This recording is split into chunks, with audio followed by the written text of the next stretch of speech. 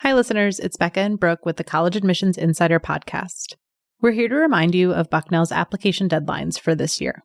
For incoming first-year students, our Early Decision 1 deadline is November 1st. And for Early Decision 2 and Regular Decision applicants, our deadline is January 10th. We can't wait to meet you through your application.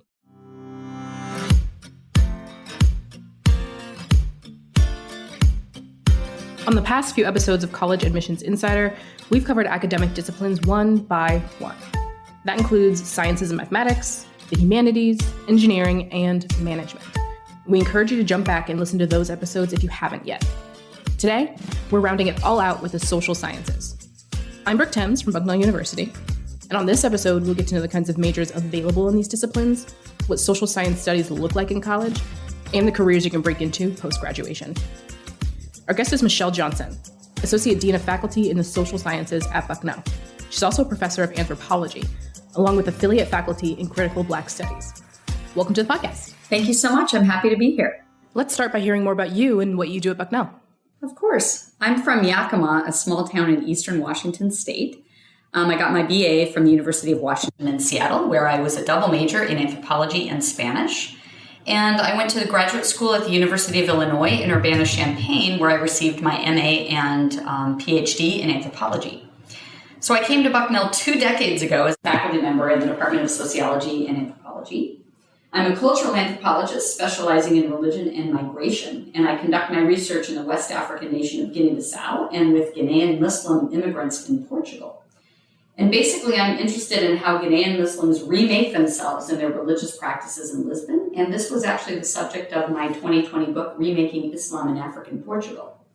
I'm also interested in the relationships that anthropologists develop with their research participants over time, and in 2021, I had the opportunity to co-edit a book on this topic with my husband, who's also a professor of anthropology at Bucknell. So in 2021, I accepted the position of Associate Dean of Faculty for the Social Sciences, and this position has provided me with a much broader view of the university since I oversee 9 different departments and 4 centers in the social sciences. I hire and mentor new faculty, get to connect faculty to various professional development opportunities, and support department chairs as they run their departments. It's been challenging, but also a lot of fun. On a more personal note, I'm the mother of 2 children, a daughter who just started her first year of college, and a son who's 13. And I enjoy swimming, cooking, and horse riding. Wow, that is a lot about you. Thank you for sharing all of those details. It sounds like you have a really exciting job. I really do. And so, can you give us a brief overview of what the social sciences are and how they differ from other sciences? Absolutely. The social sciences explore the many dimensions of and variety of human beliefs and behaviors from multiple perspectives. So they usually focus on individuals, organizations, and societies and highlight the structures that shape how people see themselves, interact with people, and render their social worlds meaningful. I always like to think of the social sciences as occupying that intellectual space between the other 2 divisions and drawing the best from both of them. Affect and creativity from arts and humanities, and precision and experimentation from the natural sciences and mathematics. The social sciences also adopt a critical lens in attempting to understand and even solve some of the most important challenges facing our world today. For example, racism, structural inequality, gender-based violence, and global climate change. So the social sciences differ from the natural sciences in that they focus on human behavior and use a wide array of methodologies beyond just lab-based experimentation, like field research, interviews, focus groups, life histories, and even ethnography. They're sometimes referred to as the soft sciences, which social sciences don't always appreciate, since just because we focus on human behavior and use different methodologies does not make our science any less rigorous. In fact, we always push back by saying that working in uncontrolled environments with human beings who are infinitely varied, unpredictable, and can talk back and even argue with you makes our practice very complicated. So at Bucknell, there are 9 social science departments: economics, psychology, political science, sociology and anthropology, environmental studies, geography, international relations, Latin American studies, and education. So you listed all of the majors there, but even as you were talking, it was kind of flooring me how much broader the social sciences is beyond things like maybe psychology or economics, things that maybe high schoolers have heard of or even taken classes in. And so can you give us some deeper insight into subjects like anthropology and geography, some of these disciplines that might be maybe a little less familiar? I'd be happy to. Anthropology is a pretty diverse discipline. It has 4 distinct subfields: archaeology, physical anthropology, linguistic anthropology, and cultural anthropology. And at Bucknell, we focus exclusively on cultural anthropology, which is the study of culture. Cultural anthropologists usually go to a society, usually one located outside of the United States, and live and conduct research there for at least 1 year, sometimes even more, to understand people's lives and what matters most to them. They take a holistic approach, which means that they have to study everything, the local languages, religion, politics, and economics, before honing in on a specific topic. For example, my early research focused on girls' initiation rituals and the global debate over female genital cutting rituals. But before I could focus on this specific topic, I had to go to the place, live there, learn 2 languages, Creole and Mandinga, and understand the complex relationships between Islam, the indigenous religions in the region, and life course rituals more generally. So I'll talk also about geography. Like anthropology, geography is also a multifaceted discipline consisting of physical geography and cultural geography. So physical geographies have a lot in common with natural scientists in that they study the processes that shape the Earth's surface, focusing on spatial aspects of land formation, climate, and the distribution of animal and human life.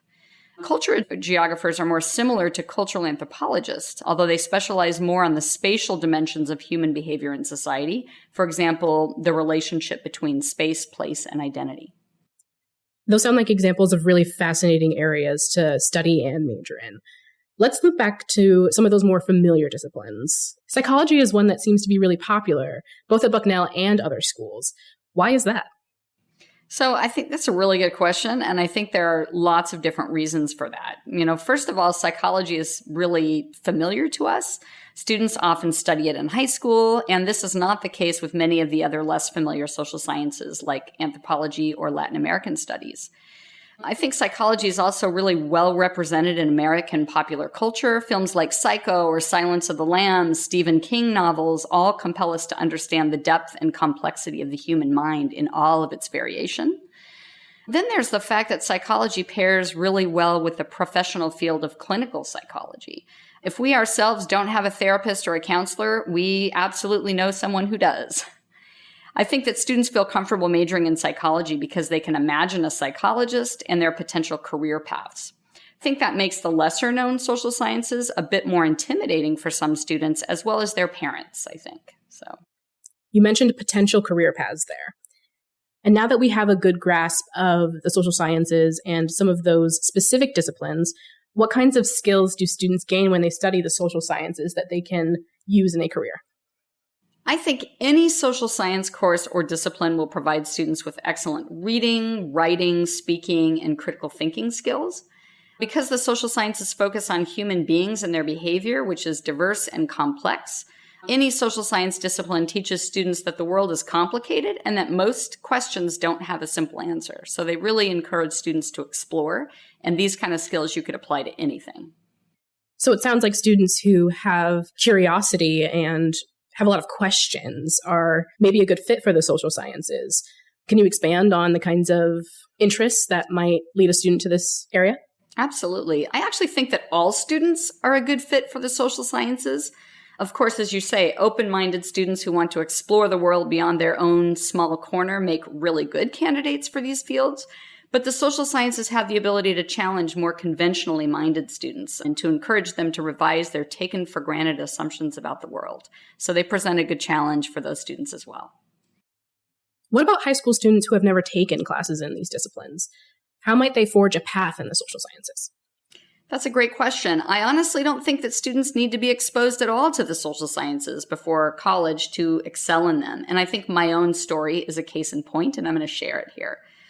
I didn't even know what anthropology was when I took it in college. It was actually one of the only open courses at the University of Washington when I enrolled there. And as a first-year student, we got the last pick of classes. I fell in love with the subject matter, declared my major in anthropology, and knew that I wanted to be an anthropologist and a professor about halfway through the course. So I think that students really need to slow down and follow their passion. If they're interested in the subject matter, chances are they're going to excel in the course. And today, college students are more concerned than ever with the practical applications of their majors. And I understand that concern, but I think students and their parents need to understand that any social science major, in fact, I would go further than that and say any major in the College of Arts and Sciences will provide students with essential skills that they can apply to almost any career they could imagine. Something I'm hearing throughout our conversation is that the social sciences are essential to our understanding of the world and other people. So in a liberal arts context, are they pretty central to students' learning, regardless of whether they study engineering or medicine or management? Absolutely. Many Bucknell students, even those in engineering and management, take multiple courses in the social sciences during their 4 years at Bucknell. In fact, our curriculum, our College of Arts and Sciences core curriculum, demands that every student at Bucknell take at least 2, but many graduate having taken far more than that. I think understanding cultural diversity, the motivations for human behavior, the structures that shape people's lives and identities are central to learning, regardless of any student's particular field of study. In our last episode on sciences and mathematics, we talked a lot about research. And so for students who are looking for a hands-on education, can they find research opportunities in the social sciences? And what might that look like? Yes, there are lots of research opportunities for students across the university and also in the social sciences. I'll talk about a few of these. First, honors theses are quite common in the social sciences. Students can either assist a professor with their research or conduct their own research independent of their professor's work. Which option students pursue depends on the discipline, the department, and the student's own goals. In my home department of sociology and anthropology, for example, anthropology students have conducted independent field-based research in Morocco, Cameroon, Mongolia, Spain, and New Zealand. Honors students defend their theses to an interdisciplinary committee and receive course credit for their work. So beyond an honors thesis, students can also collaborate with their professors on lab-based experimental research or on more qualitative research projects. And for this work, they typically serve as paid research assistants during the academic year or in the summer. And at Bucknell, students who have engaged in research have the opportunity to present their work at academic conferences and even to co-publish academic articles with their mentors. The College of Arts and Sciences recently received a large gift, the Canlin Fund, which supports high-impact educational experiences.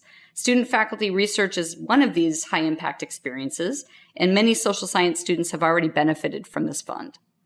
Research is a great way for students to further refine what their interests are within their discipline and even figure out what they might want to do post-graduation. And so can you tell us what kinds of industries and careers social science majors can pursue? Absolutely. Social science majors pursue many different career paths. Some go on to professional school. For example, sociology or political science majors may go to law school. Anthropology and psychology majors often go to medical school. International relations majors might become diplomats. And of course, education majors might get their teacher certification and become K through 12 educators. Some students may go on to complete graduate work in their major discipline, deciding to pursue master's or doctorate level work. And that, of course, allows them to teach and conduct research at a college or university. I would say, though, that the overwhelming majority of our students who graduate in the social sciences go out into the workforce directly after graduating. They may work for an NGO or a corporation. And as I said before, any social science major gives students the research, writing, and cultural literacy skills to pursue a job in any industry. I've heard so many great reasons why the social sciences are important throughout this episode. But I'd love to end with your best pitch to our listeners about why they should consider studying in this field. Of course, and I really love this idea.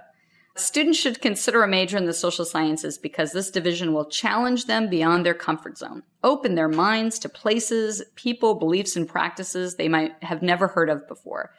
Before they know it, they'll become complex thinkers, excellent communicators, and they'll possess a keen awareness of the world that will set them up for success in any industry or career. Most importantly, though, I think the social sciences have the power to transform students into lifelong learners. Awesome. I think that leaves our listeners with a lot to think about with regards to what they want to study. Thanks again for joining us. It was my pleasure. Thank you so much. And thanks to everyone out there for listening. If you're a fan of the podcast, please take a moment to rate, subscribe, and share this episode with the students and families in your life. We'll be back with another new episode in a few weeks. In the meantime, send your questions, comments, and episode ideas to podcast@bucknell.edu. And finally, you're invited to follow Bucknell on your favorite social media apps. Just look for @BucknellU on Instagram, Facebook, Twitter, YouTube, and TikTok. You can also follow our student-run Instagram account, which is @IamRayBucknell. Until next time, keep on reaching for your dreams and your dream school.